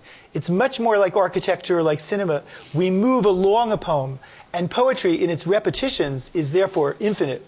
We can stay with the patterning of a great rug, the asymmetries that his friend Morty Feldman felt was the center of music. I find this one of the most beautiful poems, and if a greater person had recited it, you'd feel this tenderness, yet I trust the sanity of my vessel, and you really feel this great poem if it sinks. So it's a very deathly poem about love. Yeah. Is it possible a harbor master is himself? Just ask that. And also, Polish writer struck me too. I just had the thought heartily with that there's no ocean on Poland. True. What ocean? There's the North Sea, I think. The North Sea, yes, right. Oh yeah. But Danzig is the port of Poland. But is there a childlike, when you say it's a tragic poem or a sad poem, isn't there a kind of sort of childish sort of loss of kind of a narcissistic or loss of control to all these? Isn't that the essential situation? I offer is like no, but I want to. I had people constantly saying that John Ashbery was narcissistic. The whole New York school is narcissistic. So I want to say something about narcissism. I'm talking. Let me just phrase. No, but there isn't narcissism. There's a protest against the problem that I think he felt about himself. He said he had learned about himself. He said he called himself a small personality, but had learned bravery from others. And his own stance, which was about the pride that was in Balanchine, the pride that he didn't always have. But Denby said, then there are those people who don't know what it means to be ashamed. I think this poetry has a lot of shame, and it has the wavering between the passiveness that you see. But at some moment, he says, which is a big thing in a love letter, to you I offer myself. And that's a pretty big offering. I think that's a person who, at the center of this poem, thinks that his vanity is balanced by sanity. He is this boat. It may sink. Yes. Okay, yeah. I think he's like a little prophet. We say that a dream is 1/60th of prophecy, or we can say poetry is perhaps 1/60th of prophecy. In these days, the Talmudic scholars say we don't have prophets, but we do have some wonderful poets. Now, in his Adagia, which is the sort of a compilation of little epigrams and notes that Stevens maintained, he had a nice short statement here: poetry is not personal. Now, I know I've said that thing about biography, and I'm afraid it's too complex a sort of thing for me to defend or explain to you and what my own set of feelings about it, which are, believe me, they're kind of nuanced. But one of the things that I do want to say is that I feel that sometimes when we do know the biography very well of a particular poet, that we will read the poems and then say, oh, that's what that means, that's what that means, that's what that means. And part of what I believe to be really important about poetry is that there's an inherent ambiguity and plurality of meanings that any really strong poem has. And I sometimes feel this sort of will to sort of be able to pinpoint to the source and the origin of all of these interesting sort of flashes of ambiguity sometimes is against the spirit of what I understand to be the spirit of poetry, which sort of asks for the reader to come in and play with the meanings and play with the sounds and be, as we say too often maybe these days, the co-creator of the meaning of the poem. There are a lot of my students are always quick to say the co-author, the reader is the co-author of the poem. And sometimes you feel that the reader is in fact the only author or the only meaning-making sort of presence in the poem itself. I think that I do like to have the strong sense that the poet is striving after something, and that we as the reader of the poem can contribute to that sort of that striving. Sometimes when you feel that what you have as a reader is the obligation to make the meaning and not the pleasure of making the meaning, it changes the whole reading experience. Here is a poem which I hope will have, for all of you who haven't read it before, enough meaning in the first read-through. There is certainly a stanza here which just detaches and becomes its own gorgeous credo, and of course it's the last one you'll see. Tea at the Palace of Un. Un is a character that appeared in a number of Stevens's poems, and at one point he calls him the mountain, how does it go? Excuse me. The mountain-minded hoon. It's this strongly, sometimes egotistical character who is associated with the power of the imagination. And sometimes the imagination can seem to have too imperial a power. It can be too much of a, well, not quite a tyrant, but verging on too strong a force that will overwhelm or or perhaps negate the reality around it. Stevens was everywhere concerned with the interrelationship between the imagination and the reality. And sometimes he would dramatize it in such a way that the imagination seemed to sort of dwarf the reality around it. And I think that is kind of what's going on in this poem, but at the end he mitigates it, he complicates it somewhat. Not less because in purple I descended the western day through what you called the loneliest air, not less was I myself. What was the ointment sprinkled on my beard? What were the hymns that buzzed beside my ears? What was the sea whose tide swept through me there? Out of my mind the golden ointment rained, and my ears made the blowing hymns they heard. I was myself the compass of that sea.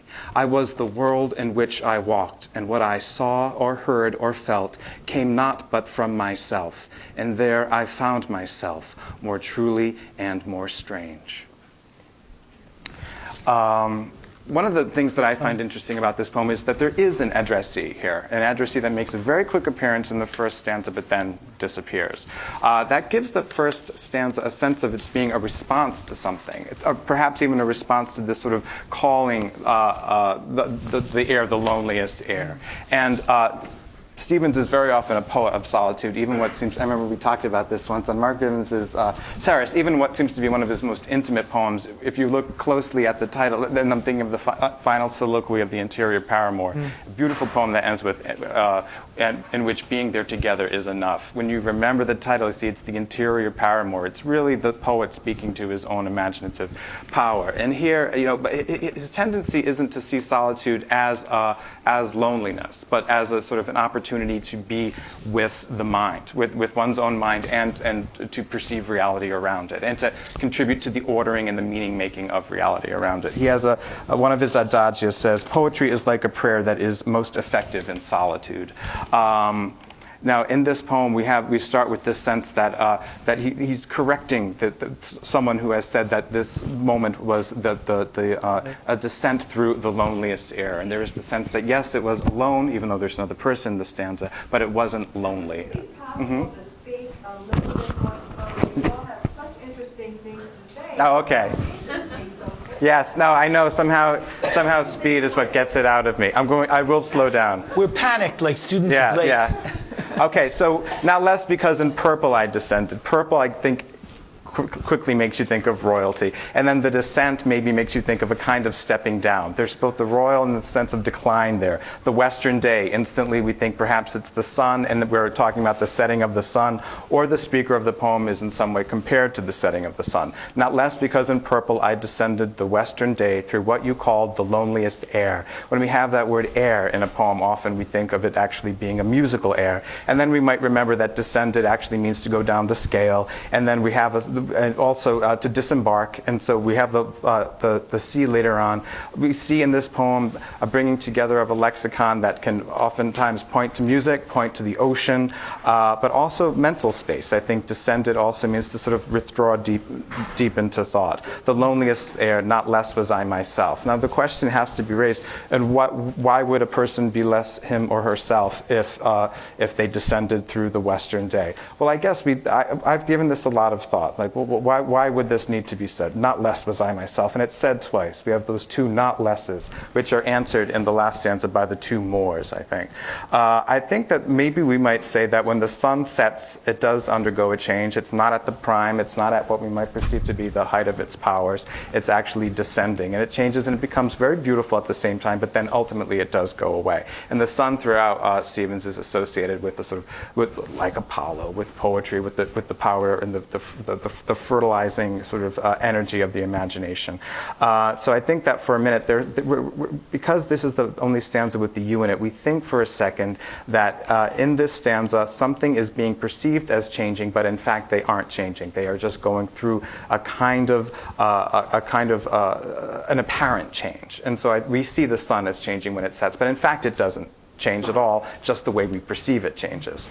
Then we have these three gorgeous questions that they all begin with what, they all end with a sort of rhyme, with an ear rhyme word, and they have the same exact rhythm. It sort of suggests that they're all versions of the same question. What was the ointment sprinkled on my beard? What were the hymns that buzzed beside my ears? What was the sea whose tide swept through me there?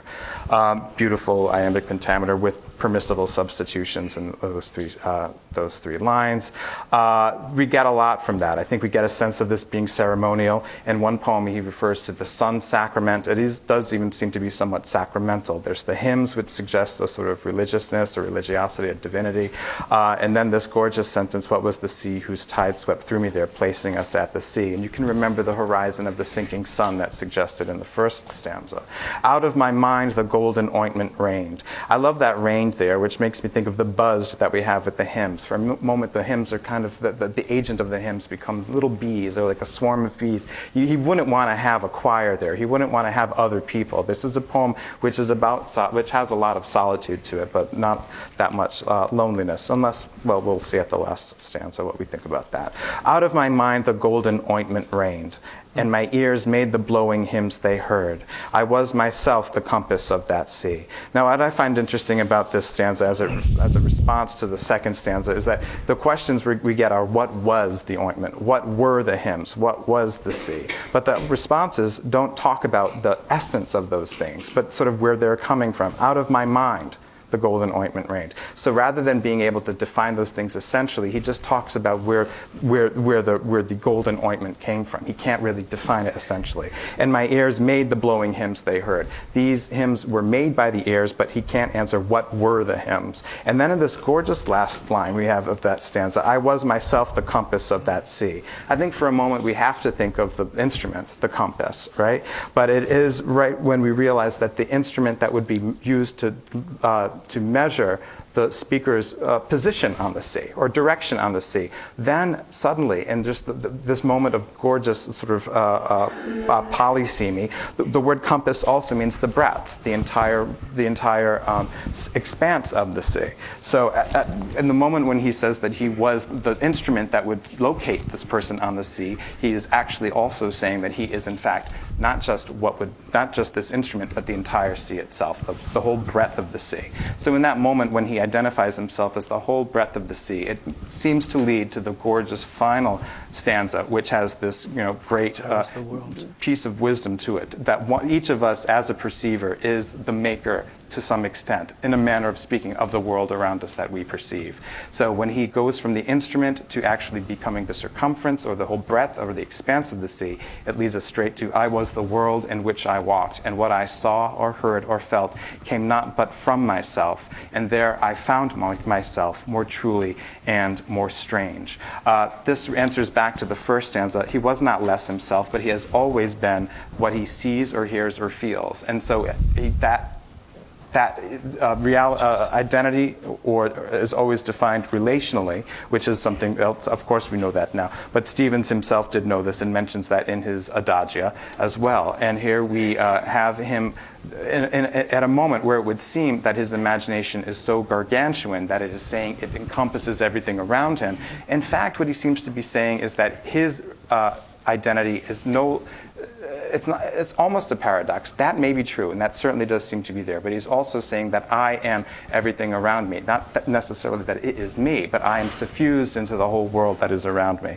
And there he finds himself more truly, because that is the, of course, accurate way to perceive his own identity, but also it's in that more strange that I find another really interesting word choice there, because strange can mean, as we all know, unusual, uncommon, exclusive, but also it means foreign and from outside. And so in this moment, he is both celebrating the singularity, but also his dependence upon the world outside in order to define whom he is.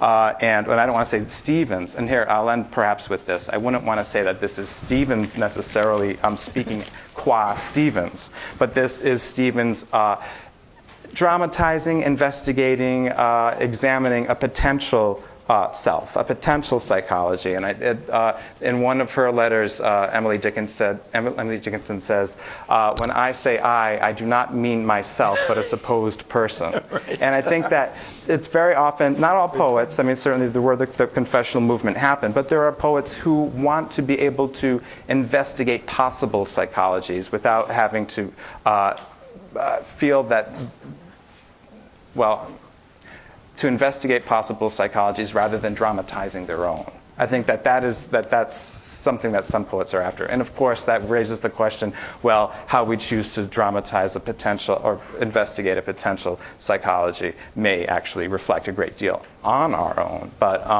and probably does, but I do feel that as a poet, I need the liberty of knowing that people aren't necessarily going to read my own poems as biographical, or even necessarily something like dream work. But that's enough for now, and I'll say more as conversation unfolds. I just thought how subtle you were, and I was thinking if these guys come from Harvard, one thing they do come from, speaking of history, not biography, is William James, who loved that idea that the world was ongoing and that we helped make the world. And I found again and again that Stevens pulverizes his whole life between this idea that somehow there is a platonic rock beyond everything, right. And on the other hand, this sense that there are 13 ways of looking, as my son says, at a kaleidoscope. So right. This is the kaleidoscope of Stevens. We always need almost 2 poems. I looked up the word hoon, and I don't know, I found that it was it meant this, honing and moaning. It meant he said the it's OEG good to says it means it's Australian slang for a crazy person, yeah. And also, but I think that started in 1938. This poem was published in 1923. Moaning and honing, sharpening, delaying, but you also then were using the adagia. The OED, which is a great accomplishment of man's history. Delma Schwartz thought it was a contraction of the human alone. That's how he. That's good. Yeah, that's great. Yeah. These are great poets.